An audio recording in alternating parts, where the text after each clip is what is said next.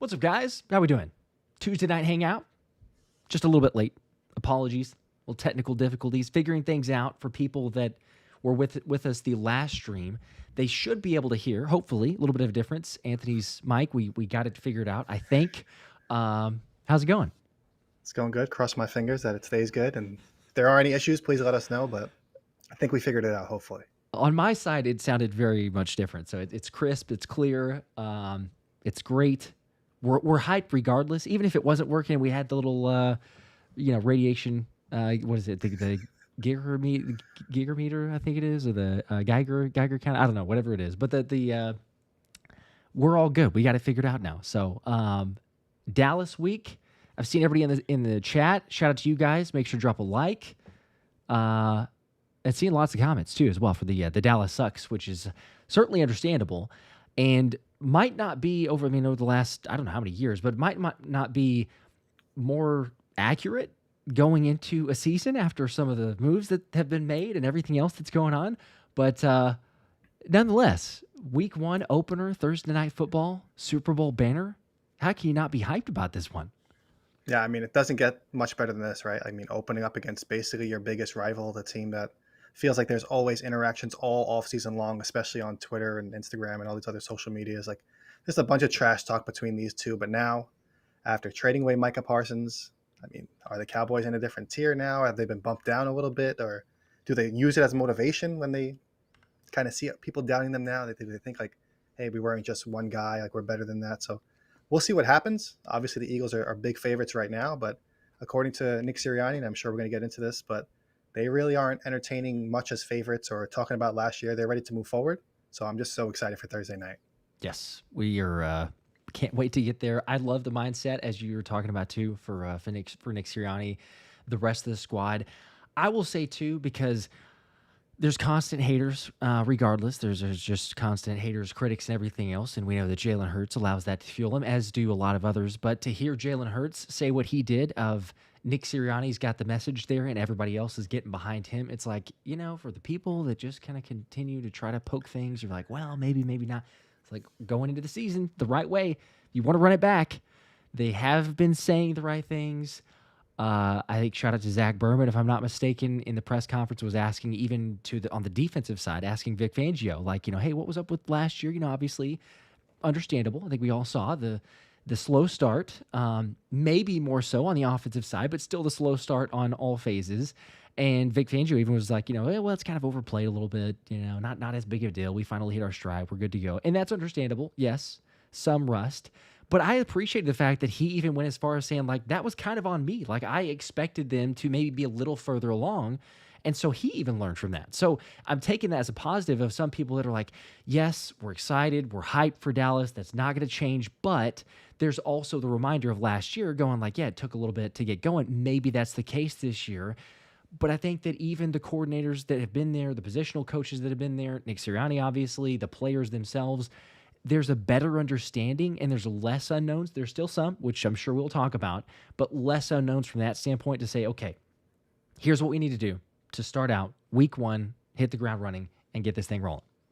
Yeah, and that was kind of one of my big concerns after winning the Super Bowl. I was like, oh man, a lot of these assistant coaches are going to get poached. Maybe more than just Kellen Moore. Who's he going to take with him? What's going to happen? Are we going to lose Christian Parker? Are they going to lose Bobby King and Clint Hurt, these other guys? But luckily, they've kind of kept, outside of Kellen Moore and a couple like lower guys on the coaching staff, they've kept it all intact moving into the season. And I know we talked so much about last year, kind of that bye week and Cooper DeJean's emergence and kind of getting a bigger role in the defense being that turning point. But I also feel like we kind of forget that there was two new coordinators. There were new positional coaches, some new starters. Like, there was a lot more that went into it. Zach Bond was obviously playing a whole new position, but now it's like everything is kind of much more in rhythm, much like I feel like everybody's much more in sync. Even like you said, Jalen Hurts and Nick Sirianni, where before we would kind of see them almost like not combating through the media, because I don't want to make it more than what it was, but not necessarily the clear message between the two of them, or they were relaying the same message, where now it does really seem like they're on the same page. So like I said, I'm just so excited for Thursday night to see how they started off and then build on it moving forward. Like Matt says here, 2 days, I'm ready to explode. Less than 2 days. We'll literally have one team on the field. Whoever wins the kickoff probably right now has the ball. maybe even a second possession for someone. If it's Dallas and just stop them, force a quick punt, get a turnover, whatever it is. But it should be kickoff game happening in 2 days. And the Eagles have, 9 guys in the top 100. They got, obviously, Saquon Barkley, the leader of that list. Pretty cool whenever, you got... It's one thing to be ranked and graded, the AP, the list and everything like that. But it's another thing from your peers and to be number one on that list like Saquon Barkley is. It's like, all right, that's pretty hype to begin with. But just to start this thing out, run it back, second season, it's pretty exciting. It almost seems like a gift and a curse with Saquon Barkley getting that number one spot, because now regardless of what Jalen Hurts does this season, it's going to be like, oh, it's because he literally has the best player in the NFL. All the other players in the NFL said he's the best player in the NFL, and that's why Jalen Hurts is good. Like, they're going to use, like, these other opposing fan bases are going to use it as kind of a crutch to kind of berate or like put a damper on whatever the Eagles do positively outside of Saquon Barkley. So, I mean, it's great to see, obviously, all these players get recognition, especially after the season that they had. But the team already seems like they're so far beyond that. They're just ready to move forward. So we'll see if they make the list in 2026 or whatever it might be. Can't wait, as some people are saying about the game. Dev Jeeb there, skeptic form, saying I think Eagles are going to be forcing turnovers more than we think. We're all for that. Let's have some more of those. I think 5 turnovers the last time that we played Dallas. Granted, it wasn't Dak Prescott, and there's some offensive weapons there, but still, you like what you see from the defense. Eli also here with a 3, saying currently ironing my Super Bowl 59 Saquon jersey for the game. You got to have your lucky jersey, your lucky shirt, go-to attire. Others, I know John's got the cheesesteaks ready. Everybody else, I can't remember if we actually had this conversation. I'm sure that we have because we had so many recordings and everything else, but now I can't remember. Do you have a go-to meal or like a go-to shirt that you try to stick with, attire? I mean, I am very big on like superstitions. Like if I wear something and they win, I feel like I should probably wear it next time they play. But if they lose, I probably won't wear that shirt or that hat or whatever for the rest of the season. For the rest of the season, yeah. It even comes down to like, I mean, I have a full-time job outside of this, but even it got to the point where at my full-time job, I would wear an Eagles jersey if there was a game day at my job. And then if they didn't win that game or they lost, like whatever happened, I would not wear that ever again, even at my job. Like, it's just like my Eagles wardrobe has expanded so far that some of them have even become work clothes, to the point where it's just like my coworkers are like, come on, man, like what, you really don't have to wear the Eagles stuff all the time. But I mean, when you're that big of a fan and you follow a team that hard, you kind of have to take that chance, right? I mean, we've had the conversation where we would go out with our wives and all of a sudden like, oh, put a polo on. Oh, it's an Eagles polo? Really? You don't have a different one? Like, what are we doing here? So, I mean, yeah, I'm very superstitious. I don't even know what I'm going to wear yet Thursday night. I actually have my daughter's Meet the Teacher kind of conference a couple hours before the game. So do I wear an Eagles jersey or shirt to that? Do I not? I don't know. It's might as well right now. It's I don't see anything wrong with that. I know that the vast majority, if not the entire chat's not going to see anything wrong with that. So, but yes, it is kind of the continual. Well, you go out somewhere and it's like, really, you're going to wear Eagles gear everywhere you go? But why not, right? Go Birds, baby. You always get that. IBH prediction is a blowout. Remember, for 9 months, there's the comment there. Also, shout out to Mark Rogers. Welcome to Let's Run It tier. I think that's getting signed back up because he got the old school helmet there. So I think Mark's been a member for a while, but shout out Mark getting back signed up for the membership. Also, I've got a super chat here that I want to make sure and hit on as well. Dylan, I saw it and I just went over it real quick, but I'll hit it here. Appreciate the 5s. Says, Josh, you and Thomas going live for Thursday. Yes, we are. Also, Anthony, you should join sometime for a live game stream. 31-17 Philly. We dominate the second half. That is his prediction. That would be fun. I mean, I'm 100% down to join, but I don't want to. And I know Thomas and Josh got a nice rhythm that they go with.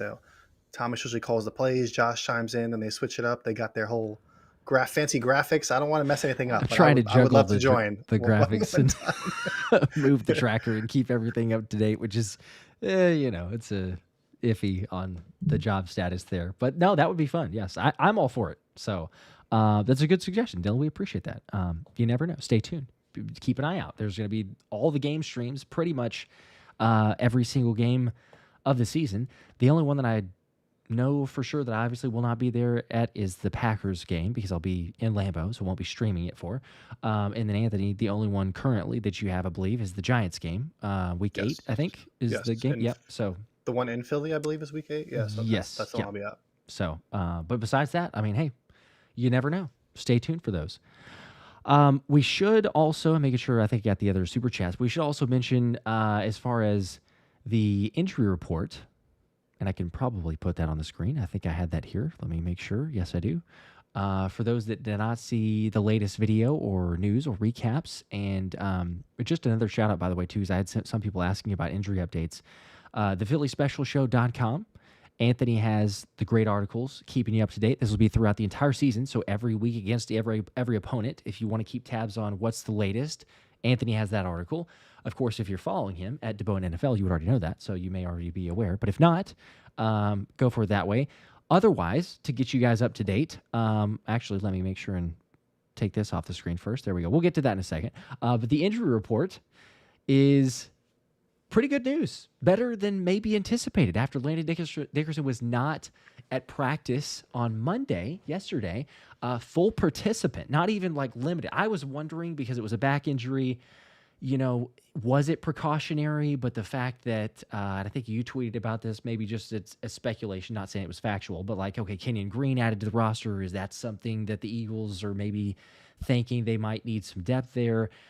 But a full participant, I mean, we're not even talking about limited. Same thing for Jalen Carter. That was not really a doubt. But Andrew Makuba, hamstring, full participant. Josh Uche, groin, full participant. Tanner McKee, the only one, DNP. You should be fine. It's about as best case scenario as you probably hope for.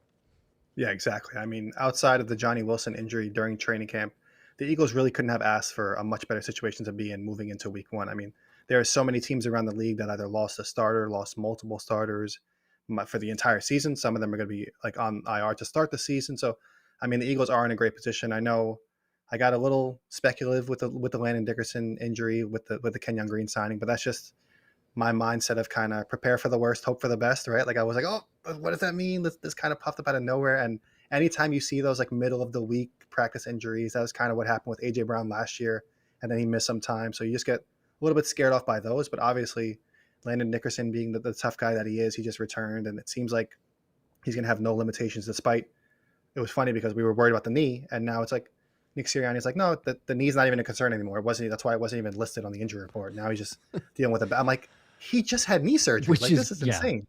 So, I mean, it seems like Drew Makuba, of course, as well, is a guy that we were worried about because he kept getting banged up throughout training camp with kind of these soft tissue injuries. But now he seems good to go. And obviously, like you mentioned, Jalen Carter, that was kind of something that he was dealing with earlier in training camp, but seems to be fine now.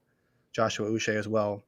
That was something he kind of suffered at the end, like towards the end of training camp, which some people speculated that's why they went a little bit heavier on the edge and they kept other guys in the practice squad. But he seems good to go now as well. So really couldn't have asked for a much better injury report for the Eagles at this point.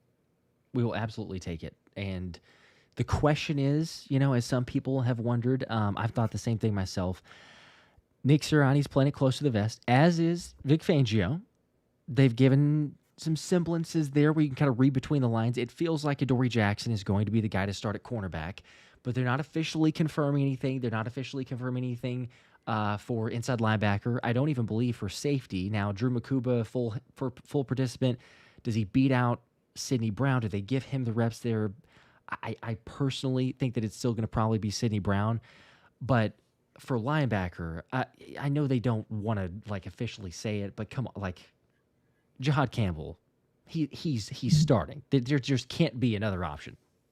Yeah, I mean, 2 Zach Bonds are better than 1, right? It's what kind of Yeah, it comes pretty down to. much. Because to me, Jahad Campbell can kind of be that impact player almost immediately with just his size, athleticism, what he can do as a pass rusher and dropping back and sideline to sideline. He can just do it all. So I think it would be silly to kind of start Jeremiah Trotter Jr. as like a nominal starter or whatever you want to do, like reward him for. I mean, granted, he did play really well throughout training camp and the preseason. But at the same time, it's like you drafted Jahad Campbell in the first round for a reason. You kept trying to trade up for him in the first round for a reason. So if he's healthy, he should be the guy. But it was really funny to kind of see Vic Fangio. It was almost like he had like the devil and the angel on his shoulder where one was telling him to like be blunt with the media and then say who was going to start or say what's going to Yep. happen. And the other one was like, no, Howie and Nick told me to be like speculative and not really answer it. So he would like come out and say, like, a reporter asked him, like, "Oh, do you like a rotation in that corner, or like, would you be willing to?" He's like, "No, not really, but actually, I might." Like, it was just like he would always, oh, and like somebody had asked about Jacorian Bennett, and he was like, "Oh yeah, you're Exactly. probably That's not what. gonna, Yeah. it's not gonna see him this week, but you might see him this week." It's just like, Yeah. come on, we know what's going on. Like Adoree Jackson, on the practice field, multiple reporters have pointed out how while they're doing stretching or other things, or I think maybe special teams drills, that Quinyon Mitchell and Adoree Jackson, just those two, were getting work with Christian Parker like separately. That pretty much points to them being the starters on the outside. So I know they're trying to be as secretive as possible, but I think it's pretty obvious what they're going to do. Right. Yes. That was my initial thought. There's a couple instances, but Jacorian Bennett was the best one because it was like he went as just about as far as possible to say he's not going to be the starter. To then at the very last minute when he realized that he answered that question, then he goes, "But you could see him this week." He's like, "I think we'll see him at some point in the season, and it could be this week." It's like, "Oh, okay, So all right, funny. sure, yeah, we'll take that."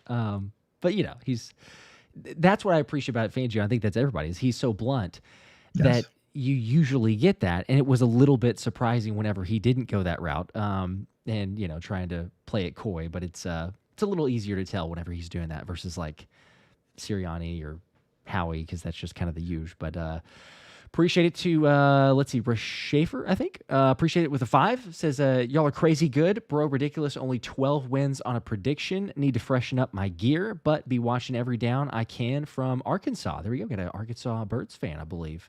Go Birds. Appreciate that. 12 wins on the prediction. I think that feels pretty good. I've been in the 12 to 13 win category. I landed on 13 in terms of like the record prediction video that I posted. So I suppose that means I have to like stick with that. It's optimistic, I realize that considering the schedule and everything else, but it feels solid. Yeah, and I feel like we have to bring this up every time I'm on because people get upset, but I do have them going 11-6, and people hate it, and they want to throw stones at me for saying it. But hey, I mean, that was, like you said, you made your prediction. You kind of have to stick with it. So, I mean, I'll stick with mine as well. It is what it is. Hey, I know that you'll be happy if they prove you wrong, right? And if it goes a 14 and 3, I hope that Oh, they surpass all absolutely. those. That's obviously what we're rooting for. But there's some objectivity that comes into play and trying to be as accurate as we can. We will say that regardless of that, we've been much better in some of those predictions. There are some other updates, some other things that we're looking forward to most. Before I get to that, though, I did want to mention real quickly, shout out to the Philly Beach Bash, and I've got some more details on that, which I had on screen a second ago. It was a little bit early, but now we should probably put that on the screen. Shout out to Michelle, actually, for reaching out and getting this in touch. But there you go. That's on the screen. So it's Birds fans. Are you ready for the ultimate takeover? Eagles have obviously tons of crazy great games to attend. If you're considering going to the Tampa Bay Buccaneers game in Tampa, this is not a bad opportunity here. Now, the tickets and details, there's a link in the description, or you can see there, you go to phillybeachbash.com. I think you have until September 14th. So you got roughly, a little bit less than 2 weeks. If you want to check it out, you're more than welcome to. It's got some really good giveaways there. You see on the flyer, but appearances, Fletcher Cox, Jeremiah Trotter Sr., Lito Shepard, Vinny Curry, and it's right on the water. Beach Bash. They've got some live music from Holden Barber and some others as well. 6 o'clock to 10 p.m. It's the Friday night kickoff, and then Saturday tailgate heaven. So like I say, more details, link in the description. Go to the website, check it out. As you see there, also $10 cash cover at the door. If Beach and Eagles and hype and everything else is your scene, you're already going to be in the area, it's not a bad option. So, like I say, check it out. Link in the description if you want to go there. I don't know that I've done honestly a Beach Bash Philly get together or anything like that. Usually I get a little bit, I don't know, the nerves are a little bit hyped for me already, or a little bit anxious. So like extra, I don't know, it's a little bit overstimulation. But some people, that's like their vibe. And I say, hey, totally go for it. $10, like that's not too bad. So for those of you that is your thing, there you go, the phillybeachbash.com. Yes, and the Eagles can kind of use all the help they can get in Tampa Bay, right? They've had a little bit of unlucky run-ins with the Buccaneers in recent years. So the more Eagles fans down there celebrating, having fun, I mean, the better. I mean, I'm like you, kind of. Somebody asked me today at work. They were like, "Hey, what are your plans for Thursday night? You going to go out? You going to be with your friend?" I'm like, "Nope, I'm going to be sitting at home by myself, stressing out, trying to write an article for the end of the game and just Yeah. focus. And I'm just not the type to go crazy, go party at this point. But I mean, with the young kids at home and things like that, kind of changes everything. But that does sound like a good time in Tampa Bay. Yes, yeah, and you know, to each their own, right? So, and I think kids has definitely changed a good bit of that as well. But yeah, you know, we'll be streaming obviously, doing the game there too. So, you know, I will say the fact that Fletch is going to be there, I thought that was really cool. Also, Lito Shepherd, Jeremiah Charter Sr., the other guys like I mentioned, but Fletch. It's probably important to note that he will be there because you probably wouldn't recognize him. Like I was thinking about that, seeing some of those photos. I'm like, man, that dude. I don't know how, like, what his weight is. I'm sure somebody's posted it somewhere and I've just missed it. But he's unrecognizable. He looks like he looks less than a linebacker. I mean, the amount of weight that he's lost over time. You know, sometimes it takes guys like a little bit, and then others are like the night and day difference. It is crazy the amount. It's good for him, right? Because he looks like he's in really good shape. But it's amazing how much like being in football shape, needing to be at that weight versus, oh, okay, you don't have to be that anymore. Cool. All right, go ahead and lose all the weight. It's crazy. I feel like Joe Thomas was the big one, right? A couple of years ago. Like Yeah, obviously he played for years and years, one of the best left tackles of all time. But then he retired and just like pretty much became like a bodybuilder. Like he slimmed down so quick, all muscular, cut up, and it's just like it's crazy to see the way these guys can just drop weight right after they retire. I mean, obviously a ton of work goes into it, but yeah, Fletcher Cox looks incredible considering like the weight that he played at, probably well over 300 pounds or whatever it might have been. But now it looks like he's maybe, who knows, 220, 230, somewhere around. Like it's really impressive, and it's good for them too because obviously it's not the healthiest thing in the world to maintain that weight and stay that weight for your whole lifetime. So oh, the fact that absolutely. they're Yeah. able to kind of drop it once they retire is really, really cool. Yeah, there's Fletch, by the way, as people were maybe wondering, you hadn't seen a picture. That was from one of the training camp sessions. So, I mean, you're talking about only, what, August 10th, it looks like, was the date of that picture that was taken by Jeff McClain. Um, I, I'm sorry, that's not the Fletcher Cox that I know. Like, that's not the Fletcher Cox that anybody knows. But, like we say, good for him. Fly High, appreciate the 5. Says, does Lurie have an input into the schedule? Why is it that we have no back-to-back home games? Looking at other teams, they have 2 to 3 for the year. I mean, I I think it's don't just think, NFL yeah, related. I don't. I mean, if you've ever seen, they've had like short little videos that have come out with how they like prepare the schedule. It's like so much more advanced than I could ever get into about like lining up. I don't really know if they really factor in like multiple home games in a row or whatever the case. Obviously, it's just like an unfortunate break, but who knows? Maybe next season they have 3 or 4 straight home games. You know, it's just like just kind of the luck of the draw. I don't think anything is ever intentional, but I mean, maybe it kind of works in Philly's advantage where now they can't really get too comfortable sitting at home because they are going to be traveling every other week. But then some of the games that they have to travel to, they just jump on a bus for. Or it's like a short drive. They don't even necessarily have to get on a plane. Because if you think about last season, I think what was it like the last 5 or 6 weeks of the season, something like that. They never had to get on a plane. Yeah, They would just take a bus or be at home. So sometimes it works in your favor, sometimes it doesn't. So this year it's a little unfortunate, but I don't think it's the end of the world. yeah, you're right. It was. Trying to think which game was the last one that they were on a flight. It would have been. Gosh, I'm trying to remember now. It would have been. I'm going to try and pull it I up. think I Let's see. think Baltimore was like Baltimore was also just like a bus, but was it the L.A. game? Was it coming off of the L.A. game?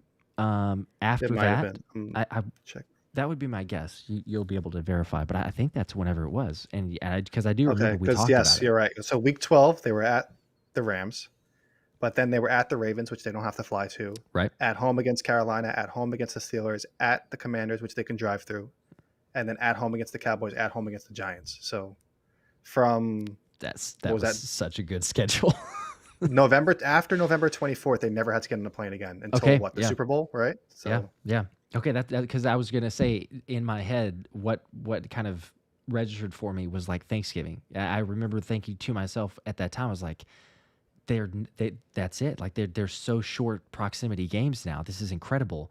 So you know, sometimes does you a little favor. Other times a little more difficult. First place schedule is already difficult enough, but yeah, it just luck of the draw, unluck of the draw. You got home games every other week. It would be nice to kind of say, hey, we got a 2-3 game homestand, but you know, it is what it is. Some of those, like you mentioned, though, they won't be that far in proximity. Whether it is because what New York, you play 2 games within 3 weeks of each other or something like that. So it's a quick turnaround. But you can't be all like last year. John, appreciate the 5. If I can, I'm sorry, the 10 bomb. There we go. If I can get it on the screen. Go Birds. Thursday can't get here soon enough. Need a new jersey. Actually says okay, multiple for this year. Can't help myself. You can't have too many.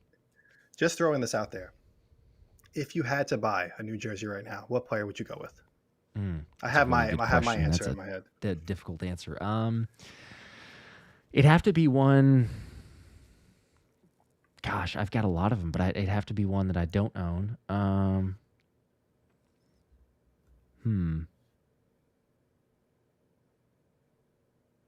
That's a really difficult question here. I Want me to might start say, off? Because I've already got my answer in mind. uh, okay. Well, I was gonna say I'll just say Reed Blankenship, and the reason for this is because I've got a Coop jersey, and it's about to be, the Coop year because this past year, turning 32 is my Reed Blankenship year. That was for both of us. But I don't have that one, so probably just to be like, okay, hey, I've got both of the exciting white jerseys. That I don't know, because I got the Saquon, I got the Jalen Hurts, I got AJ, I've got Jalen Carter, Nolan Smith, Q. Trying to think if there's any others. I'm probably missing one. I could do Jordan Davis because like Davis on the back, but yeah. Anyway, what was yours? What was you're gonna go with? I thought my answer was gonna be pretty like standard, I guess, given the hype, but I would go Jahad Campbell. I feel like it's just I'm so high on That's him. I yeah. feel we know he's gonna be here for at least the next 4 years, right? So maybe a little bit of a cop out answer, but I also already have a Reed Blankenship jersey, so I Do couldn't have you? used that Okay. answer. Yeah. But yeah, I got that one I think before last season, I believe. And but yeah, I haven't bought a ton of jerseys recently. I bought the Jalen Hurts Kelly Green when that first came back, and then the Reed Blankenship. But outside of that, no other ones. So Jahad Campbell, it would be for me. That's a really good answer too. Yeah. He's just gonna be a stud. I mean, we already know that, but I that's one of the many things that I'm looking forward to in this preseason game, which I will ask you. That was the question I was going to bring up. Running through some of these super chats real quick. Delirium with a 5. What are your thoughts on the revolving door with the Eagles offensive coordinator? With how good the team has been, how can we keep an OC without regressing offensively? LOL. I feel like we talked about this last year when the Kellen Moore hire was made because it was like, oh, if he does good, you're just going to lose him to another team and then you'll be back to square one. I'm like, and at the time I said that would be a great problem to have because that probably means that your offense was really good and you made a pretty deep run in the playoffs. Obviously, they ended up winning the Super Bowl. Saquon Barkley had a historic year. Jalen Hurts was super efficient, and now they've had to, I guess, suffer the loss of Kellen Moore, but they put Kevin Patullo in there. And I mean, once again, if that happens again, I would say the same thing. That would be a kind of like a first world problem, champagne problem, whatever you want to call it. That would be a great problem to have once again. So if it does happen, so be it. I'm sure they've kind of built up this pipeline where like now they brought in Parks Frazier. So would he be the next guy to come in or what, like whatever the situation might be. So they kind of almost preparing for that already. I feel like where kind of like Howie Roseman does in the front office, right? Where he has these guys that he brings in from other teams and then he loses somebody. And just, well, we got a replacement in house already. Boom. Like he's never really panicking, like looking for answers. Where I feel like that's what they had to do in 2023 when they lost both coordinators. So maybe that was a little bit different, but I think they're like positioned well, and I think they'll be just fine if that does happen again. Yeah, you're 100%. Like we talked about it several different. It's just the way that it's set up. That's what we said, right? It's just this is the nature of the beast. It's what we've dealt with Sirianni and the offense coordinator situation. If you're an offensive coordinator for the Eagles, you don't really, and I not to knock Kevin Patullo, Kellen Moore, like whoever is, but it doesn't take a whole lot. Now we've seen some failures, but it doesn't take a whole lot. It feels like to keep things running relatively smoothly. And Jahan Dotson, who was on the show this past offseason right before training camp, he even said this. It was not a knock towards Kevin Patullo, but he said as well, he's like, look, when you got all the weapons that we do, I'm confident in whoever it is to step up and be the OC because you just have so many options that you can go with. So yes, it's the luxury, I guess. It's the blessing and the curse. It's the third world problem, like you said. But same deal as we said before last season. if you and I and all of us are sitting here a year from today, September 2nd, 2026, and we're going here and we're like, well, it's not the worst problem to have because we won another Super Bowl and Kevin Patullo is the head coach of the Giants, right? Like it's fine. We'll deal with it. But yeah, it's just kind of where other teams have more of a set and established, or they have the head coach who is basically the offensive coordinator, not necessarily the system for Philly. And that's fine. Yeah, I think they're set up kind of like a well-oiled machine, almost like a ride at like the amusement park that you would take like your little kid to, where the person has to just walk around and just check, make sure all the kids are strapped in, make their service, and then you just press the button. The offense kind of just runs itself. I'm not going to say it's that easy, but it does seem like they're pretty much set up for success and built for sustainability. Yeah. Um, let's see. I'm making sure. Were you able to hear me? Did my mic cut out? Some people are saying sounds okay. Some people are saying it's not. You lagged for maybe like 10 seconds, but then it caught up and you were good. So Okay. it's good on my end now, but I don't know. All right. Some people are saying I got out of the live, refreshed, came back, it worked. Some people are saying no. Try that if it's not. Okay. Yeah. Some people are saying restart your browser. Hopefully, Clayton's saying it's got to be a YouTube issue. I don't know. I've seen that the audio is good, but I'm seeing people in the comment. We figured out my mic, and now we got internet issues, but Yeah, it's looking good on my end. So now hopefully it's everybody something can else. It's always let us know. something. We're doing the best that we can. But I appreciate the comments because it's if something's either happening or there's ways to fix it, people let us know. Dominico with the 2 saying, had a dream that Thursday, 4 p.m., Trayvon Walker is ours. So like 2-3 hours before the game, I guess. The dream is that Trayvon Walker is traded to the Philadelphia Eagles. That would certainly There's a be dream. something. I feel like people have been talking about that idea, throwing that idea out there basically all off season. In my mind, I'm like, why would the Jaguars do that? You have a guy that was a first overall pick, has back-to-back double-digit sack seasons. I know they pay Josh Hines Allen, but I mean, why wouldn't you want 2 great pass rushers and worry about paying him? About paying him later on. I think they'll be just fine, and I think it would be silly to kind of trade him. Maybe if they are 2-10 at the deadline or whenever the deadline is, like their record is awful, maybe you kind of revisit that at that point. But I don't think there's any reason for them to move him right now. I will say, I agree with you on that one too. Hey, it's a good dream. I'm not going to knock the dream.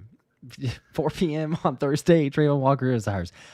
Will say there's been something put out there. I mentioned it very, very briefly in the last video that I did about a potential signing for an edge rusher that's coming.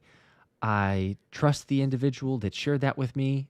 I'm not a person that breaks any news, though, of sorts, and so I didn't like boldly put it out there and posting it everywhere on social media and everything else. I just said that there's a high chance, based on what has been said, of adding a pass rusher. So stay tuned. I can't say it's not a Trayvon Walker. All that's obviously a trade. This would be a signing of sorts.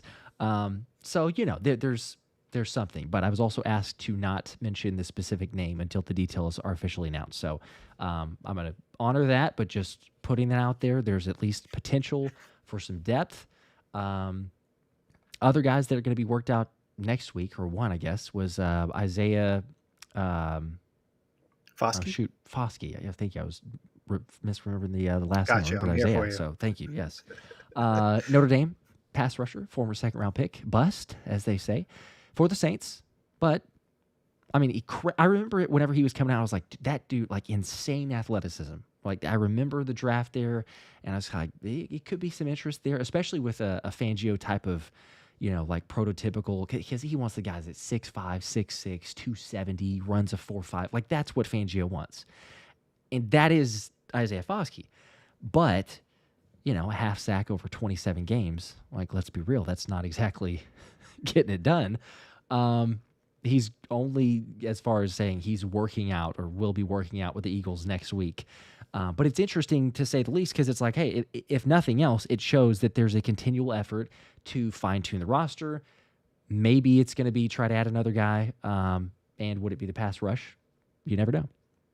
Yeah, it's just, we've talked about it so many times before, but it's just Howie Roseman kind of doing his due diligence, especially with these former day 2 picks or early day 3 picks that have kind of failed elsewhere, that were let go. He's always going to kind of bring these guys in for a workout, maybe sign him to the practice squad, see what they have for a couple weeks.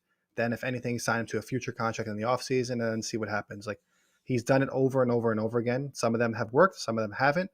But it's just why not take a chance when you have such like a sustainable machine that we've talked about in Philadelphia, where you just have established starters, guys already kind of groomed behind them, and then you have this room on your practice squad or wherever else where you can kind of almost use it like a G League team, like they do in the NBA, where you can kind of like have your developmental team with Connor Barwin, all those guys, kind of develop these guys, work on them, whether it's their bodies that need work or if it's their minds that need work in the meeting room, whatever it might be. You just sash them to the side, see what happens. A former day 2 pick like Foskey would make a ton of sense because, like you said, he has the size that Vic Fangio would love to have, but it's not necessarily that he's been able to put it all together. So why not bring him to Philadelphia? He wouldn't have to play right away, wouldn't have to even be on maybe on the active roster. Maybe he's on the practice squad, like I said. So it would just be a perfect situation. But I believe he does have another workout before then. So who knows if he even makes it to Philadelphia? But if he does, it does feel like kind of a maybe Monday morning we'll get the Eagles had Isaiah Foskey in for a workout, and then Tuesday we get the reporters are at practice and they're like, oh, Isaiah Foskey has a jersey on, and then once practice is over, we'll see that official announcement like, oh, Eagles signed Isaiah Foskey. So we'll see what happens. But kind of dating back to the end of training camp, edge and maybe safety are the two spots where we thought they were going to possibly make another like addition, not necessarily like the biggest addition, but they made moves at cornerback, obviously at quarterback and wide receiver, but they didn't make a move on the edge. So maybe we'll finally see them make a move. Like you alluded to, you did a great job that Nick Sirianni would approve dancing around what you've heard, but we'll see what happens there. Thank you. that was my best Nick Sirianni impression. I was texting you about it too, and I was like, I can't, officially say exactly anything, but something. But yes, we'll let everybody know. Of course, people are speculating, which is great. Love that in the chat. For those people that are having issues with the sound, by the way, again, just refresh. It's I think something on the YouTube side. I'm hearing fine, but refresh, you should be good. Eli says I would go Quinton Mitchell as far as a jersey. That's a good one. Another good choice. Yep, definitely a good one. Telly the Bird with a 5. What's up, Telly? My cousins and I will be going to the Eagles or our Eagles first Eagles game in Tampa, flying in from Philly. We can't wait to take over Tampa. Thanks for the info. There you go. Again, the Philly Beach Bash. Link in the description. Go check it out. Should be a lot of fun. Hopefully it's not 150 degrees and humid like it was last year, but it's the same day. So interesting. And see other people saying no issues. So it's just kind of going back and forth with the sound. So Matt with the 5, Kelly Green, Coop, or Carter. And then he also is asking, Anthony, what size shirt are you? I'm an extra large. I wish I was a large, but I'm still stuck in that XL phase. That's solid. That's a good note. I'm the XL as well. So yeah. Interesting question. I was Kelly Green, Cooper Carter, and then asking for your shirt size. Maybe shipping something. I don't know. Well, stay on the lookout. Big Q saying, have we gotten the name out of Josh yet? Never. No, not yet. Michael, if you can't hear, I think to refresh, the vast majority seems to be good. Supreme saying the audio is good. So it's about 50-50. I have not heard anything about Shiloh Sanders interested in coming to Philly, nor Howie or any speculation there. It's interesting because some people continue to ask that or bring that up, but I don't know that there's as much of an appetite for that type of acquisition. I don't know. Lots of other distractions. You don't want a video team coming to your, let's not even necessarily. That's not necessarily. We were talking about jerseys a second ago, and I said Reed Blankenship as one of those. A couple updates for Reed. Changed agents that you pointed out, noticing very quietly that Reed had changed agents. Anything else that you care to share there for the subscribers here, as far as just insights and or thoughts on a Reed extension coming or anything like that? Yeah, so it's always notable in my mind that whenever a player changes agencies, because usually, this is all speculative, obviously, but usually that happens when a player is not happy with how current negotiations are going for either a current contract or a contract extension or whatever the case might be. So obviously the fact that Reed Blankenship is in a contract year and he's changing to it was announced by Athletes First that that was the agency that he was going to. I reported a couple of days ago that he did change agents this offseason. I wasn't exactly sure which agency it was or which agent it was, but now we know he did sign with Athletes First. They posted that on social media today. So that is notable because they have a ton of, I guess, of the bigger agents in the game. I mean, Micah Parsons' agent, who just got that deal done for him, is under Athletes First as well. But based on postings on social media, this hasn't been officially announced, but it looks like Ryan McCarthy of Athletes First is his agent. So that's notable because one of the only other Eagles player that he represents is Cooper DeJean. So obviously, the whole exciting whites, that whole kind of brand that they've built up Mm-hmm. themselves. If I'm their agent, I would say, hey, I want to keep these guys together and kind of push this thing forward as much as I can. So kind of putting two and two together, I would think this means that we'll eventually see, or maybe soon we'll see an extension for Reed Blankenship. But Athletes First also represents a couple other players on the Eagles roster: Nolan Smith, Tanner McKee, Jeremiah Trotter Jr.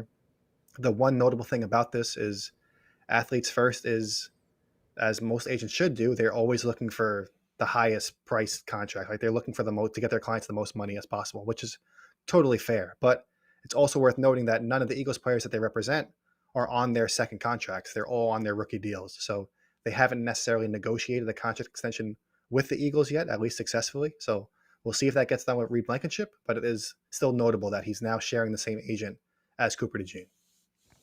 All right, so we're saying that potentially Howie Roseman's going to have to pay up for some of those guys, but Reed it's well warranted. Reed deserves it. Think they should get it done hopefully soon. We've had some others. I believe Phil Stiefel was sharing on Twitter. Was it now like 3-4 days ago about a potential for that extension incoming? So maybe only a matter of time. It would be nice if they got it done before the start of the season. Not that there haven't been instances uh, once the season started, but just to like get it done. Don't have any distractions. You can go into the season confidently. Everything like that. So we'll see. Obviously, there's only less than 48 hours before we start the season there, or start the first game. But you know, maybe a chance. We'll see. Yeah, that's kind of been Howie Roseman's thing too. Is he's kind of avoided signing anybody to a contract extension during the season because he's even openly said how he doesn't want one guy being distracted because say for example they would have signed Reed Blankenship to an extension in the middle of the season while Chauncey Gardner Johnson was still here, and he now Reed Blankenship was paid more than him. Like that probably would have caused a little bit of tension, or anybody in that same position group that could be up for an extension or could want more money. If you do it during the season, it can kind of ruffle feathers, and then you're maybe guys aren't focused in meetings or on the field. Like it's much better to get things done before the games are actually going, the bullets are flying. Like it seems like Howie Roseman wants to get these things done as early as possible. This is obviously dragged on a little bit longer than a lot of us expected, but we'll see what happens in these next 2 days. Yeah, and it's how he knows what he's doing, obviously, but it's not exactly the same because some people like, well, what happened with Dallas, and this is more so critics and haters, but they throw that out there. It was like, yeah, how many instances do we have of Jerry Jones just completely botching contract negotiations and keeping things taking forever, and then you have to pay an astronomical amount of money? So yes, there's a reason that Howie gets things done a little bit earlier than maybe the rest of the market. So yeah, I'm not too concerned about that one. We'll just say that. All right, we got some other updates. Went over a couple of the injuries or the injury report for the Eagles. Before we get into Dallas, maybe more of a broad question, and some of the people have been throwing these out. Kai, what's up? See the comment there? Just a Josh with exclamation points, but how's it going? What are you most looking forward to? And this is a very broad question here, but do you have a specific that you're most looking forward to within the Eagles Cowboys matchup? Well, I feel like, I mean, both of these are very Eagles oriented, of course, but we talked about it already. Kind of and I've mentioned it in previous live streams and videos, just kind of the arrival of Jahad Campbell, I would say, is just, I feel like people still don't realize how good he truly can be. And maybe the injuries obviously cost him the fall in the draft. And maybe people weren't watching the preseason games because he obviously showed flashes during those as well. So I think assuming that he starts, which I think we both agree that he will, I think under the bright lights, the first game of week one, like there's going to be a ton of eyes on him. And I feel like people could walk away from that game being like, wow, how in the world did the rest of the NFL let the Eagles get Jahad Campbell? And the other side of it is kind of two of my guys that I've talked about for years. They didn't necessarily ever get their full-time starting opportunities, but Tyler Steen and Sidney Brown seem like they're in line to start in week 1. And who knows, Drew Makuba should still have a role. Maybe he's eventually the starter, but I think regardless, both of those safeties are still going to have a role throughout the season. So kind of seeing two of my guys that I've supported and was high on when the Eagles drafted them, see them finally get their opportunities now in year 3 of those deals. It's going to be really fun to watch. Yeah, Howie's hit on so many. I forgot I saw the graphic earlier today, and we brought it up a couple times on live streams. But he's hit on so many of like the third round or earlier, so first, second, third round over the past 4 drafts or whatever it is. And the only 2, I believe, of people being like, well, maybe he did, maybe he didn't, was Tyler Steen and Sidney Brown. So to get both of them out there starting, opportunities to prove themselves, there's more confidence. I think I don't feel like this is crazy to say this or put this out there. It feels like there's more confidence on Tyler Steen being able to live up to expectations and be fine. Sidney Brown is the one where I've seen some people already completely go, oh, no, it didn't work out. That's fine. You don't hit on it. It's a bust. He's not going to be the guy, blah, blah, blah, whatever. Maybe he's not. Maybe it's Andrew Makuba. So you have another option there. If and when he's ready, the hamstring, he was a full participant, which we mentioned earlier. At some point, he's probably going to get an opportunity. But if Sidney goes out there and he plays well on a big primetime national game, Dallas like shows out, it'd be really difficult, if you're Vic Fangio to go, well, we like Drew. We like what he could possibly bring, but I don't know. Sidney was out there and making some plays. So it'll be interesting if he can live up to some of the hype and live up to his draft potential. Or if he doesn't, then, you go on to Drew Makuba. But either way, it's like the insane hit rate on however many selections. Even if you go to this draft, which, we'll see how those guys turn out, but like 12 of 13 selections or whatever it's been over the past 14. Like no other team in the league does that. It's insanity to almost say that. Yeah, it's funny because people always ask, like, how are the Eagles doing this? Like, how are they paying all these players and how are they able to afford this roster? It's because they're hitting on so many draft picks that are contributing so early in their rookie deals. That's why they're able to do this. The reason that they have, I shared the tweet earlier today from Spot Track where it was, I think they have the second cheapest defense in the NFL. Behind, like, the only team cheaper than them is the Rams, who another team with Jared Verse and all these super young players that are costing them next to nothing. So if you could hit on your draft picks, you can kind of splurge everywhere else. And obviously, Howie Roseman had some bad picks over the years, but the last couple of years he's been on absolute fire. And the Eagles have been able to kind of capitalize on that, where they're able to pay A.J. Brown, Devonta Smith, Jalen Hurts, Saquon Barkley, all these guys, the entire offensive line, and then still have this defense to rely on. That's one of the best units in the league, despite being one of the cheapest units in the league. So obviously they're going to eventually have to pay all of them or some of them, whatever the case might be. But right now they're able to enjoy it and kind of build on it moving forward. There we go. I was trying to find the tweet itself. But yeah, 53 million is the Rams. And next is the Eagles at 68 million for the defense. It's a crazy drop off. I mean, I was going to say, and then the next team is like insanity. It's you go from the Chargers at 30th, 101 million. Like 101 million, and then there's these 2 outliers of Philly and Los Angeles of 68 and 53. Yeah, it's no wonder, you're getting all these deals done, the long-term extensions, how did the Eagles have this superstar roster? Jalen Hurts is given all these weapons and everything. It's like, well, right there. Draft it like you are. You get the youngest defense in the league, the second youngest defense in the league, the second cheapest, or however you want to phrase that, the most efficient defense in the league. Yeah, it's just crazy. And I think that's why we've also said throughout the offseason, leading up through the preseason, training camp, and everything else, is sure, there's some holes and there's some potential concerns, but this is also a defense that has, we think and agree, a higher ceiling than what last year's did. And that's a number one, all things considered, a number one defense in the NFL last year. Yeah, it's absurd to think about. I know I've said it multiple times, but if you just think about the players, like Jahad Campbell is replacing Nakobe Dean for now, right? Like with the way Nakobe Dean's dealing with the injury. So, but just if you look at it from the outside, it's just like the size, the speed, that's just stuff that Nakobe Dean doesn't have, right? You can't just make Nakobe Dean a couple inches taller, a couple inches heavier, longer arms. Like, that just can't happen. So we're not playing Madden. Obviously, so. Yeah, obviously he's a big jump up in that regard in terms of how high his ceiling is. And then if you think about the defensive line with Moro Ojimo replacing Milton Williams, I know Milton Williams was a damn good player and got paid a ton of money, But Moro Ojima, once again, has a little bit longer arms, maybe a little bit quicker. Like the upside is almost higher than what Milton Williams was able to bring you. And then there's other spots as well that I'm not going to get into all of them because that'll be my Nick Sirianni impersonation, just rattling off a bunch of names. But just overall, those two especially, it seems like they've barely cracked the surface of the player that they can be. So the fact that they're now going to get this larger share of snaps and this bigger role in Philadelphia, who knows what they're going to be able to do in 2025 and beyond. Yeah, it's pretty impressive. It's another one of the many reasons why we're hype, and I guess always are, but certainly for this season.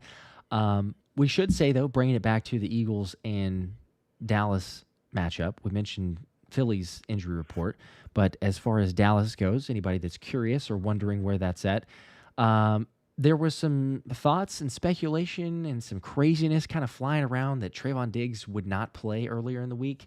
Just a reminder to maybe not get all carried away so quickly whenever we have initial thoughts and reports on that. But you can see there, and this is the report Todd Archer is sharing from the Cowboys one, multiple days now that Trayvon Diggs has got in full participation, Monday and Tuesday. Same for tackle Tyler Guyton. Brevin Spann-Ford, also full participant. The only one is Perrion Winfrey, who does not look like he will play. But for all intents and purposes, I mean, Trayvon Diggs on yesterday, was saying 75 to 80% chance. I think it's gone up since then in terms of him playing, because even Brian Schottenheimer said that it's trending in the right direction for both of those guys to give it a go. Again, the fact that 2 straight practices, full participants, tomorrow most likely just a walkthrough as they normally do, shouldn't have, you would think, any setbacks. It doesn't seem like it's trending in that way. So not that I'm saying this is, drastically changing the Cowboys' chances or the line or anything like that. But they will at least have some guys that, maybe we didn't anticipate they would a couple weeks ago. Yeah, I think it is notable. I know people want to just dismiss anything positive for the opponent, and that's fair, especially a big rival like the Cowboys. But Sure, there's a big drop-off between Trevon Diggs and whoever was behind him, and Tyler Guyton and whoever was behind him. Like, this is your starting outside cornerback and your left tackle. Like, obviously, if those guys are out, that's going to be a problem. So the fact they're able to play, especially like you said, about a month ago, it seemed like we might not see these guys until maybe mid-season or 4 weeks into the season. They might be IR candidates. But now they've been able to recover and kind of maybe get the same treatment as Landon Dickerson, and now they seem like they're going to be ready for week 1, no problem. So, I mean, it's great for the Cowboys. Do I think it's going to be the difference in the game? No, but does it help them? Obviously. yeah, because who doesn't want their starters to be there, of course. And interesting to see, how does Kenny Clark perform. Cam Jurgens was talking about having some familiarity, obviously playing against Kenny Clark twice last season, has some, nuances that'll certainly change being on a different team. So that's the only part of you don't have film or scheme set up, how Dallas is going to try to play things. But they got the guys. We got Landon Dickerson, as we were talking about too. So I don't think there's any drastic, as you're saying, drastic concerns or worried on that side. We did mention earlier too, as far as the mindset that the Eagles have going into it. Talked about it briefly already, but anything else just in terms of I guess the differences between last year at about this time, heading into the opener versus now hearing, what the guys have said. They've been battle tested. I always think too, the teams that have been through it once, it's okay, cool. As fans, we obviously love it, but personally for all those players, they've experienced it. So it's kind of that part they can fall back on and have the confidence there. And then hearing them say that too, right? Because it's not they're not going to be there for the banner ceremony, which I thought was interesting, cool. Some people are what the heck? They're just forgetting about it. They've it's happened. It was a long time ago.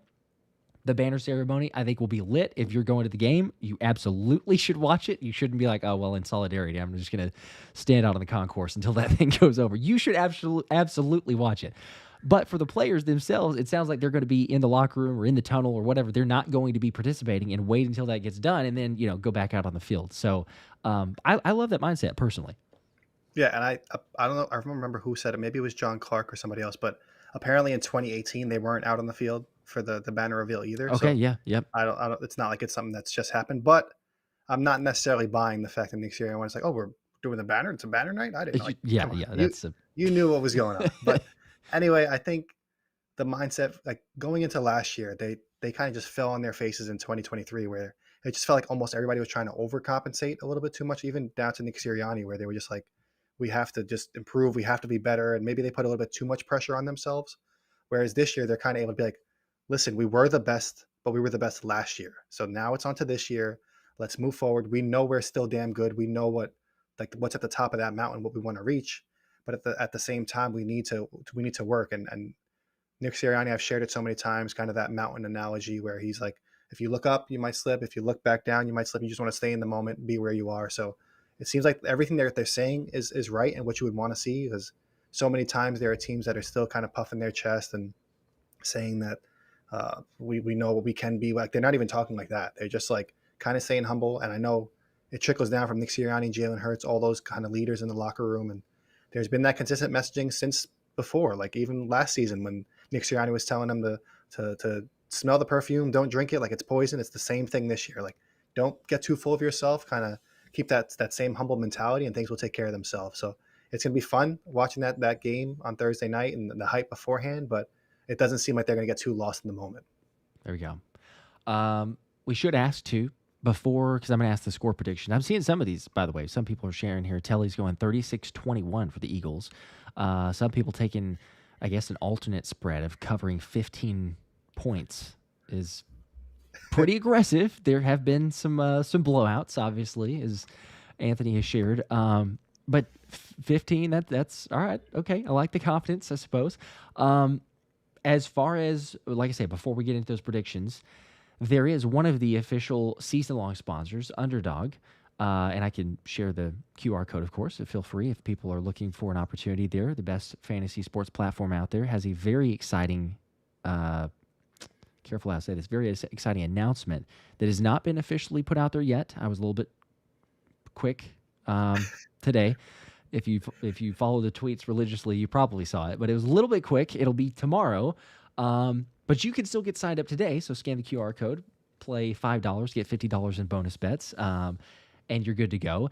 There's also some other options that are coming up that I will share in a future video. So very exciting stuff, not just for the pick'ems, not just for the best ball, but something else related to teams, shall we say. I'll leave it at that. But yes, feel free to scan the QR code. Now, on that topic, though, as Anthony wrote an article that was very good, season-long options you can go with. Now, just curious, and I'll put these up on the screen as you're talking it through, because there's some decent options if you're looking through Underdog and taking some season-long props with several of those players.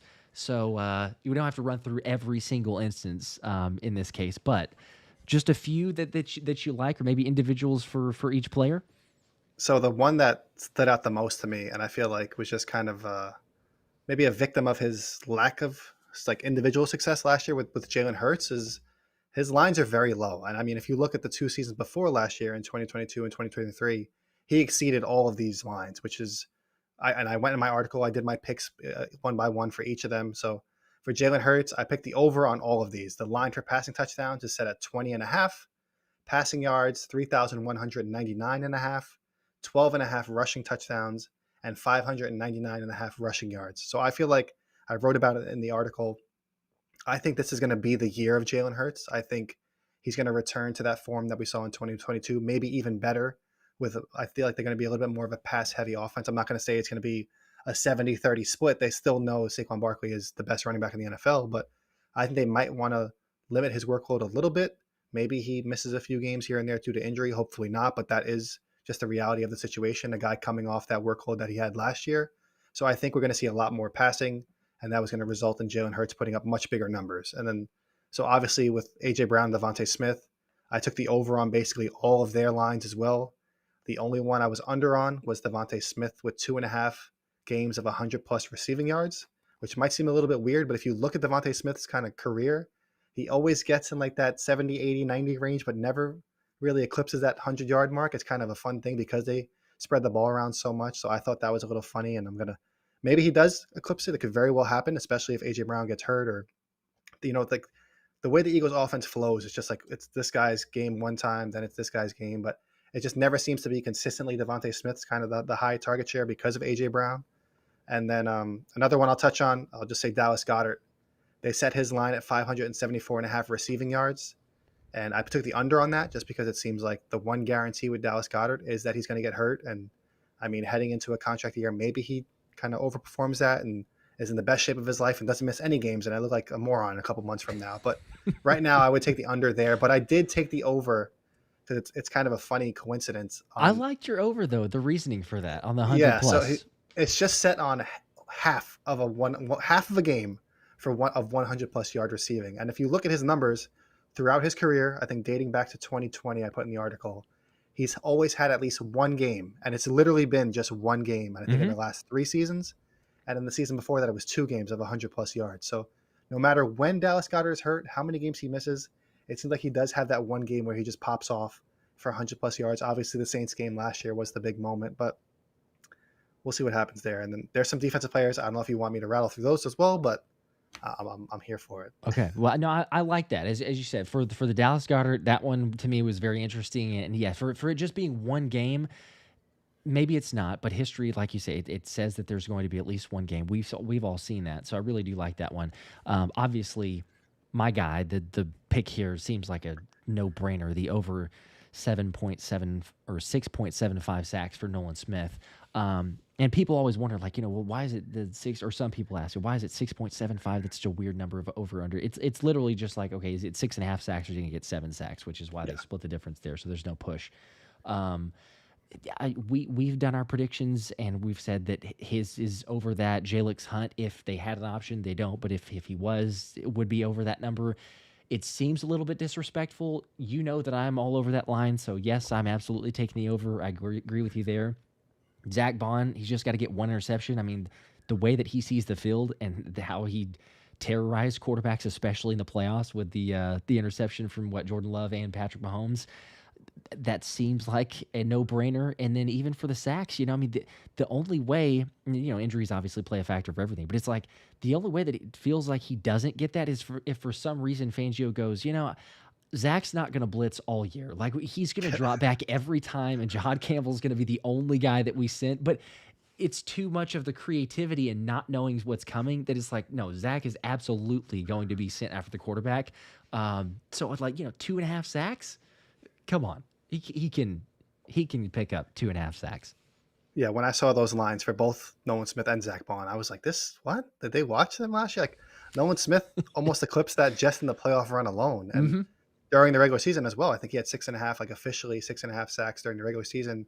And I mentioned in the article that's with playing just, I believe it was like 55% of the defensive snaps. Now that number is going to be probably 70, 80% plus. So with a much bigger role, I know people might say like, oh, he's going to be tired or whatever. I think he'll eclipse that number I've talked about. I think he's going to be a double-digit sack guy if he stays healthy. And with Zach Bond, he has those games where he just takes over. Like I wouldn't be surprised if he had an interception and 2.5 sacks in just one game somehow. Oh Like yeah, he has yeah. that ability. And I also mentioned in the article how the arrival of Jahad Campbell and how they'll both be able to kind of play that same role where one of them can overhang on the edge one play and drop into the coverage, and then the other one, like that kind of being able to present those different looks. Whereas last year they weren't doing that with Nakobe Dean. I mean, he's a really good linebacker, but you can't put him on the edge and kind of let him set the edge or rush the pass. Like he wasn't really going to do that. Where Mm-hmm. now you can do that with both guys, keep the offense really guessing. I think that's only going to help Zach Bond, especially with the sack numbers. Let's go, baby. It's exciting. Less than 48 hours. We're almost there. Qualified with the 5. Saying I'm so hyped. We're right there with you. Finishing up packing for the flight to Philly, section 121. Here I come behind the Cowboys. Let's freaking go. Let them hear it. That's not too bad. Section 121. That's down there. That's Not good. going to That's a ask good. how much those cost you, but that is a pretty premium seat right there. Enjoy. Let them hear it. And hopefully it's a beatdown. As you know, I'm curious. Do you think it's going to be as we wrap up here? I've got a fantasy football draft that's starting in 4 minutes. But score Nice. predictions for for the Eagles home opener. So I keep going back and forth. I shared with you before we went live that 7 of their last 10 matchups have been decided by double digits or more. Mm-hmm. But I do think this might be a little bit closer than that because everybody knows Dallas. Like I mean, Dak Prescott's kind of the garbage time merchant. So I could see the Eagles leading by double digits plus late in the game, and then kind of allowing a garbage time touchdown to a CeeDee Lamb or whatever. But I have the Eagles winning 27-20. Okay, 27-20. I like that. That's pretty close. I forget what the total was. Do you remember off the top of your head? I was looking at that earlier, but seems like The it's last I saw the line was fairly Eagles minus 8.5, but I don't remember the okay. total. I saw that. Yeah, I can't remember what the total was now. But okay, I like that. I'm close at that number. I do think that it would be very much like Dallas to have a backdoor cover. So makes me a little bit skeptical on the 8.5. The But line right now, okay. 47.5 is the total. Oh, 47.5. Okay. So man, it's a little lower scoring that they're thinking. They're thinking I was gonna say like 28-21, but I might back down. I might say, yeah. I don't know. Does Jake Elliott get some field goal kicks in this one, or is it just like touchdowns and scoring? That's the weird I got thing. him getting 2. That's what I Yeah, got in yeah, my. yeah. Um, yeah, I kind of like that number though. I may say we'll go 28. We'll go 24, 4 touchdowns, right? Just 28, and man, I'm just double thinking this now. So I kind of want to keep it under 20 because the defense being like so good and everything like that. But it's 28 to I'll say 28-20. I'll just keep it there. Yeah. Okay. I was thinking maybe 28-17, but then they're covering, I watch, I'll be right. So, My original guess was whatever. going to be 31-20, but I was like, let me make it a little bit closer. I think there's going to be some garbage time shenanigans. So See, Maxwell says 28-17. That's what I was hoping or thinking about. I was really close to doing that. So, 27-20, Smackfoot. What was that? 31-26, Daniel. 32. Well, there's another duplicate. Okay. Yeah. So it's fairly close. Yeah, I know, John. The math ain't mathin'. We're trying to figure out exactly where that was where that was going. Trying to double take. 31-6. Let's do that. Let's have a 31-6. Come on that'd now. be nice, stress free. Oh, heck yeah. Especially that against that offense. The defense may not be great for Dallas, but if we do that against the offense, I think we'll take it. Take it. Heck yeah. All right. I got to wrap it up because I do have a fantasy football draft, one of the 6 leagues, too many every single year, but about to start. So we'll catch everybody later. Anthony, appreciate it as always. Make sure to go and follow him at DeBone NFL. Also, the PhillySpecialShow.com for all the articles, latest info, injury reports, everything else. Be on the lookout. Another video dropping probably Thursday morning. Game preview, game day hype, everything else, and courtesy of Underdog. Again, feel free to scan the QR code. Use code PhillySpecial. But a extra special Eagles home opener giveaway that you do not want to miss. So stay tuned. Keep an eye out. Thursday's video. As always, appreciate you guys. Go Birds.